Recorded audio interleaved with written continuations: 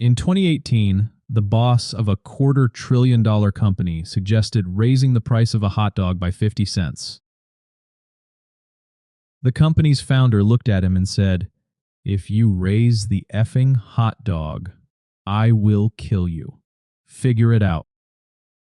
A death threat over a $1.50 hot dog, the same price it cost back in 1985. That threat is the single best explanation of how this warehouse became one of the most profitable retailers on planet Earth. Because here is the secret nobody tells you about Costco. It is not really a store, not even close. This is a business that makes almost no money selling you things and became a $270 billion giant because of it. In the next 9 minutes, you will see the machine, the forbidden markup, the chicken factory, and a product you never put in your cart. Our story begins in 1976 in San Diego, inside a converted airplane hangar.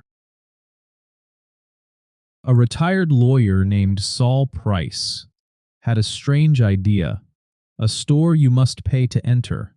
He called it Price Club. No decoration, no advertising, concrete floors and steel racks with goods stacked to the ceiling on the same pallets they arrived on. The first year nearly killed him. Regular shoppers did not get it. Why would anyone pay a fee just to shop? But small business owners understood immediately. Restaurant owners, shopkeepers, people who do math for a living. They saw the boring warehouse had the lowest prices in America because the profit was not in the goods, it was in the door. Watching closely was a young man named Jim Sinegal. He had started working for Saul Price at 18, unloading mattresses. In 1983, the apprentice went north, opened his own warehouse in Seattle, and called it Costco. 10 years later, master and student merged. Today, around 915 warehouses and more than 140 million members, built on 3 rules. The first sounds insane. Rule 1. Costco is forbidden from marking up any product more than about 14%. That is not a guideline. It is internal law.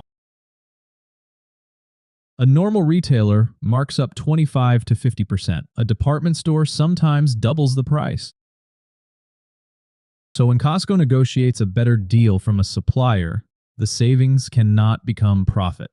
Every saved dollar is forced back into the price tag. The customer wins automatically, by design, every single time. And that discipline sets up rule number 2. Rule 2. Sell almost nothing. A Walmart supercenter carries about 120,000 different products.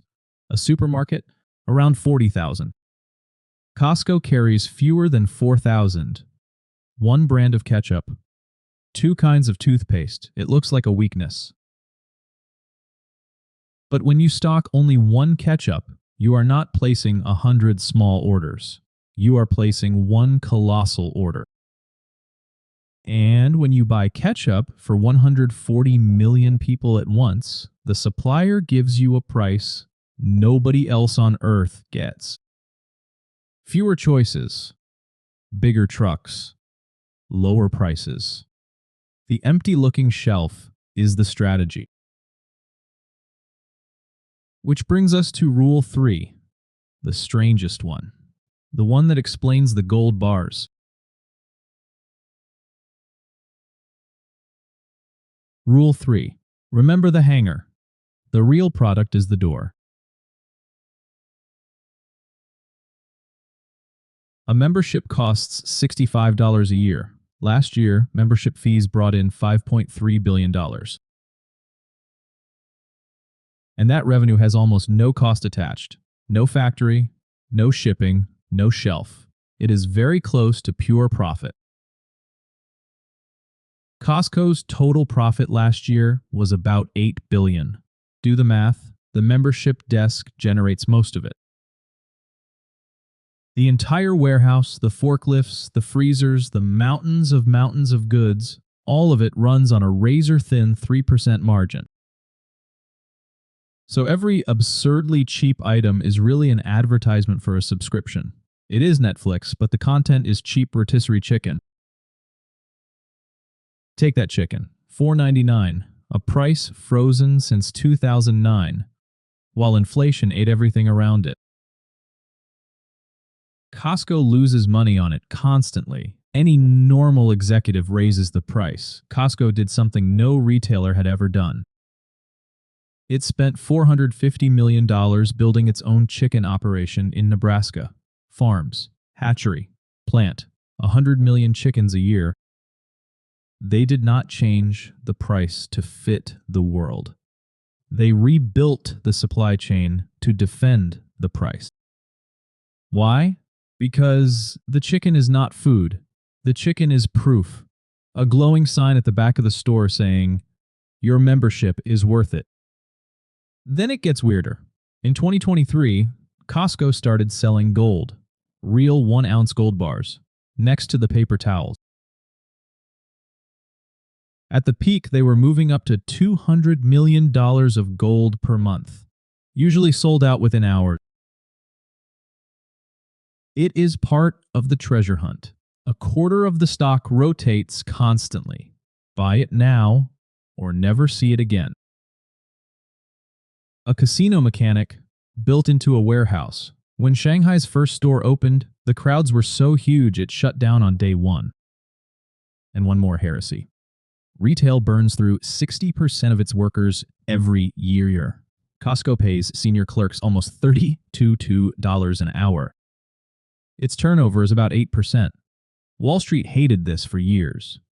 Too generous to workers, too generous to customers. Senegal's answer? We are building a company for 50 years from now. The generosity is the greed. It just compounds slower. Now for the honest part. Because this machine has cracks, you are paying for the right to spend money. $65 every year before you buy a single thing. For an occasional shopper, that fee is a tax on good intention. And bulk has a dark side. Studies keep finding the same thing. You spend more than you planned, and part of it gets thrown away. Even the sacred chicken has been in court, facing lawsuits over contamination claims at that Nebraska plant. Costco disputes them. The cases continue. So can it last? Amazon delivers in hours. Quick commerce is training a generation to never visit a store. But look closer. Costco raised its fee in 2024, and members barely flinched. Renewal stayed above 92%. You can copy a warehouse. You cannot copy 40 years of a promise that the markup will never rise. Trust is the moat. Which brings us back to the death threat. Senegal was never protecting a hot dog. He was protecting the signal. The moment the combo costs more, the spell breaks. Kill the hot dog, and you kill the door. And the door is the whole company. A $1.50 promise, guarding an $8 billion machine. Next time, the company that built a shortage that never ends. Rolex.